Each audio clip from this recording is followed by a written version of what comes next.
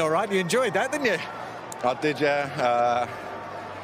You know, it was a long time coming, actually. Obviously, I haven't scored since, I don't know when it was, the West Ham game at the back end of last season. So, you know, it was just nice to get off the mark for this season and to do it so early and obviously get the 3 points. You know, a difficult place to come against a top team as well.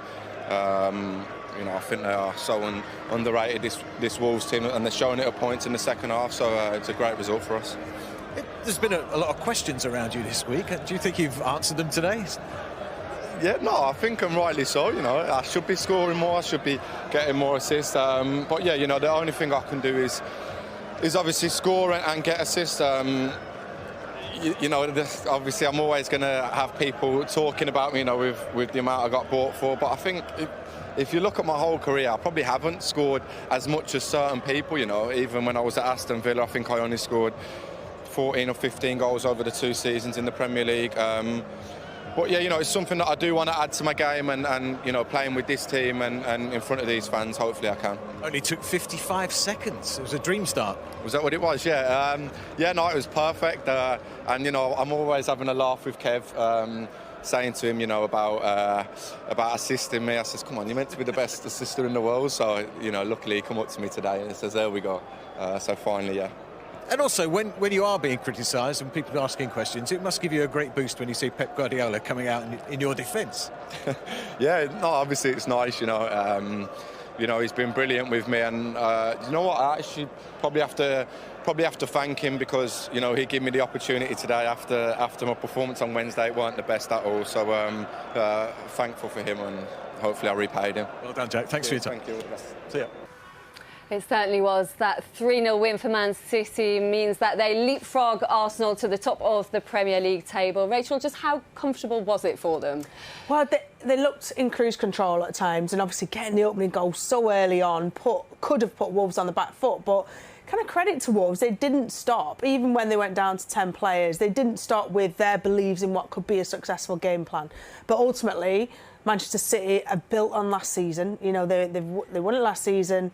Their team is bigger and stronger, has more depth than last season, and they just look like they're going to do the league and get it kind of boxed off.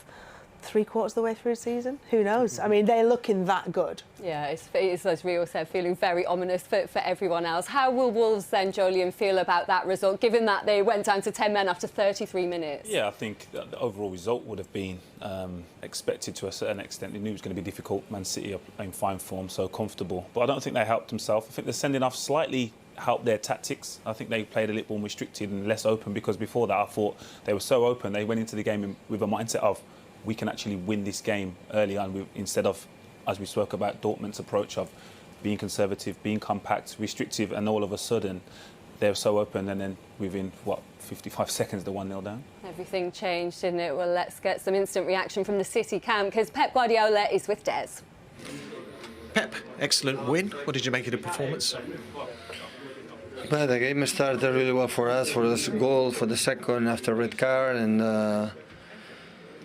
after Champions League 12:30 come here against this team with the quality they have, with Neves, Moutinho, Neto, Guedes, Podense. So they have the quality to keep the ball. The transition are so fast.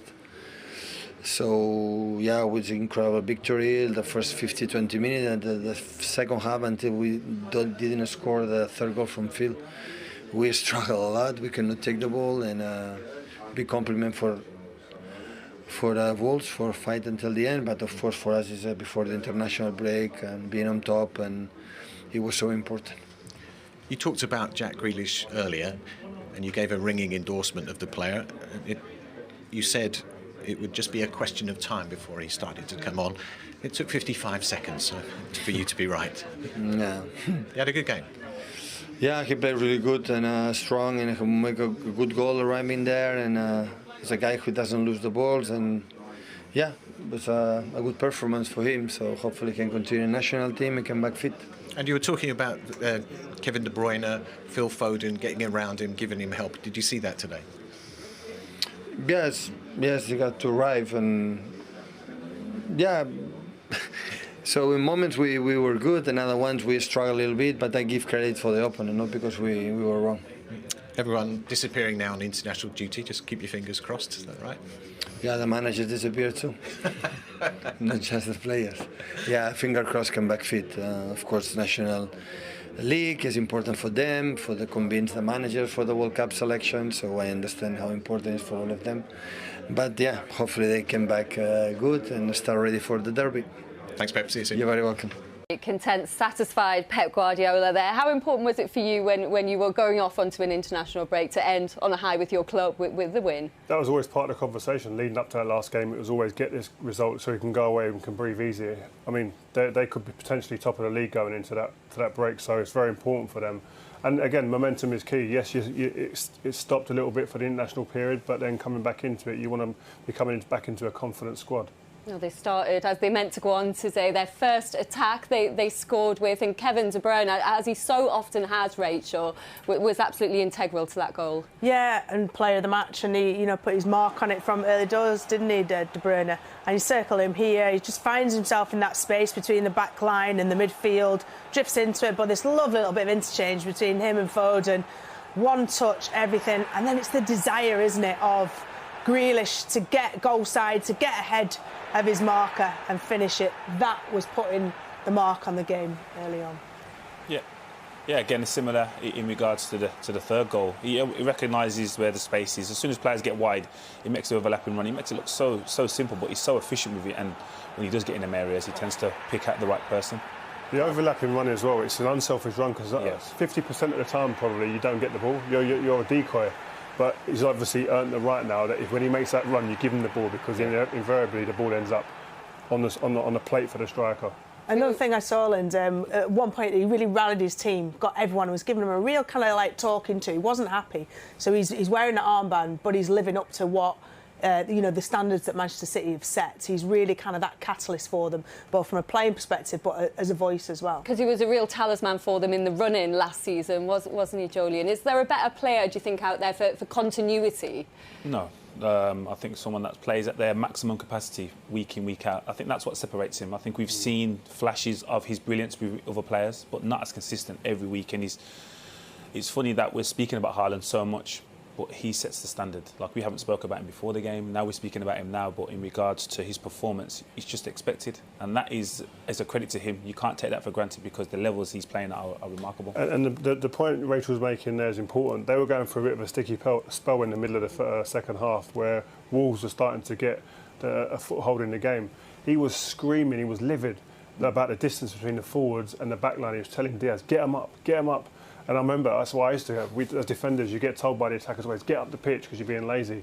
But you need someone in there to lead that conversation, and he seems to be that guy now. The real leader. He just feels like he's been a standout player in England in the Premier League for so long now, doesn't it? Those numbers with assists, 125 in all competitions for Manchester City and 92 assists in the Premier League now. Yeah, well, it seems like he has because he has. Simple as that. And I think since the era of Vincent Kompany being that leader at the back, City have somewhat been sort of seeking out who that next leader is, and he's firmly, got the armband, completely leads by example, to be a bit cliche, but he's driving the standards for him personally. And you don't hear anything about him off the pitch other than positive things. And he goes out there and he keeps kind of pushing on for this team, for him to be the focal point, but not in a selfish way, for him to kind of be that one to take the reins, to own the game, to take responsibility, to keep driving this team to be better. Let's look at that first goal again then, Rio. What was key for Jack Grealish getting that first goal of the season? Well, I think all the conversation in the media before this game was about stats and about a lack of assists and goals, which Jack politely told us that he agreed with. He expects to score more goals. And that's what's one of the lovable things about Jack. He's very honest about his performance. But if I stop it here, Jack's at the top of your screen there. And for wide players watching, a lot of wide players will just ghost into here and just chill and just kind of just amble into these positions. That's not where you get your goals. I'll let it play on here, the good interplay between the two wide players. But look where Jack is now. He's fighting already now. You can see his arms across the defender. He's fighting to get into that little space there. That's what he wants.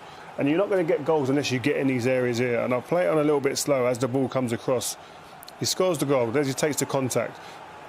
That's where a lot of wide players stand there. Well, that's where Jack would have been. And that's where Jack would be, yeah. Last season, he wasn't in there enough. I think he's took it upon himself to be in there, take the responsibility to score rather than allowing someone else to take the light away from him. But it was a perfect goal, and that wasn't an easy finish either. We've seen it, like you've seen the replays, and you're looking at it, you're thinking, it's a tight finish that to the front post. But credit to Jack to be selfish enough to be the man and take it upon himself to get into the front post. But I think it's up to him mentally before every game now, and in training, to be going in there and going, I want to get goals. I want to get assists. I want to impact this game, and then that forces you actually to be more selfish then. Selfish, yeah. I think in open play, I understand that he's got to hold his position and stay wide because the system overrides individuals with Pep very much. But as soon as the ball gets into areas like certain players are on the ball that are going to deliver, Cancelo now, Foden, De Bruyne, get in areas where you can affect the game and score. Because again, you are unfortunately, in the way the game is today, it's very much data and stat driven.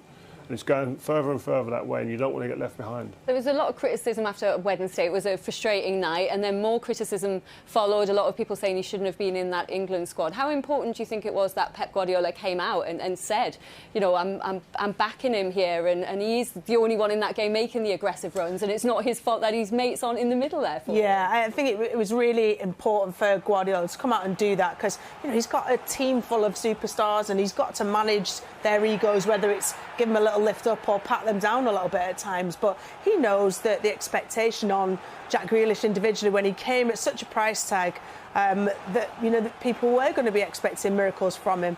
And I think it was the right thing to do from Guardiola, knowing that, you know, he's at the kind of in the infancy period of becoming an England player, Jack Grealish, that he can become the main man almost for England. He's got everything special about him. He's starting to add goals to his game. He said that he wants to do more, and I don't think he could be a better school than Manchester City, playing with the players that he's playing with, learning from them and developing himself as an individual. You talked on Wednesday about him playing as an 8, and that perhaps is how you get the best out of him. I like him there. To see him in that sense, where he picked it up when he was at Villa, it's very different here. There's a structure he has to kind of play within here. But I see maybe in time he could end up falling back there in the 8 position for City. But it was what some of the points that Pep made in the article that you're talking about. He said, listen, do the media like us and fans, etc., know what I want you to do. You're doing what I want you to do. You might not be getting the goals. Or the plaudits. Yeah, or the plaudits. It's what you're doing for the team and what I've brought you here to do. Like you said earlier, I wasn't a scorer of a lot of goals every season anyway.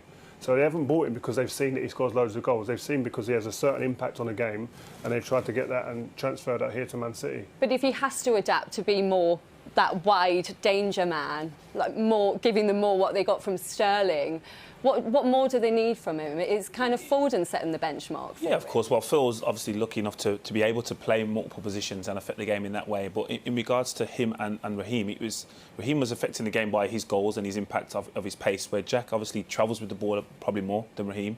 And also, like we said, he plays inside. Like his best clips then when we're looking, he was inside, he was running at players and midfielders, and if you put him in them positions, his physical presence will dominate. I think as wider, I don't think it's always as comfortable for him to dribble and